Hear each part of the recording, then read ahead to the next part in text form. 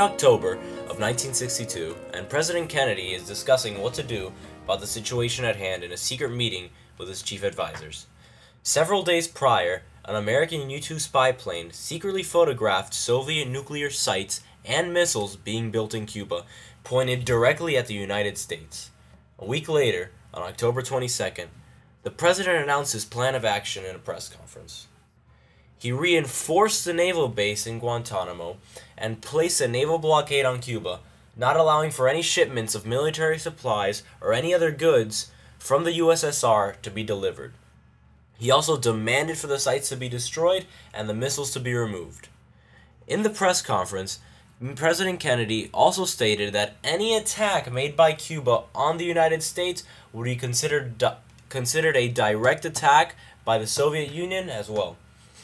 This was considered by many to be the climax of the Cold War, in which tensions between both powerhouses reached a pinnacle and a nuclear war nearly began.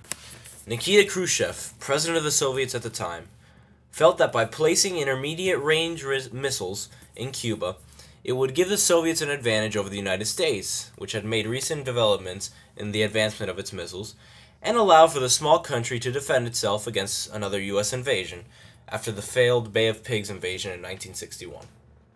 In the United States, tensions among the people reached an all-time high as nearly everyone lived in fear of a nuclear strike, anxiously waiting to see how Khrushchev would respond to the blockade. Luckily, Khrushchev realized the devastating possibility of a nuclear war and turned the ships around. On October 26, the Soviet president sent a long letter to President Kennedy proposing that the Soviet missiles would be removed and nuclear areas in Cuba abolished in exchange for the United States' assurance that it, or its proxies, would not invade Cuba. Khrushchev sent another letter the next day stating that he would remove the missile installations in Cuba if the United States would do the same with its missiles in Turkey. President Kennedy ignored the second letter and agreed to the first proposition. Finally, on October 28th, Khrushchev formally announced in a conference that the Soviet Union had agreed to a peace agreement with the United States. Cuban President Fidel Castro was furious with the decision by the Soviets because it meant that he, who finally had power on his side, would lose extremely valued weapons in the nuclear missiles, which he used for that short period of a week to instill fear in the United States. He verbally expressed his opinion on the agreement, insulting the Soviet Union and stating that it was scared of the United States.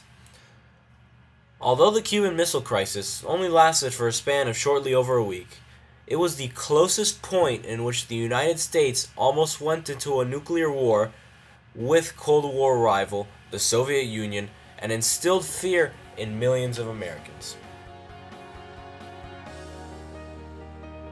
This has been your Cuban Missile Crisis podcast.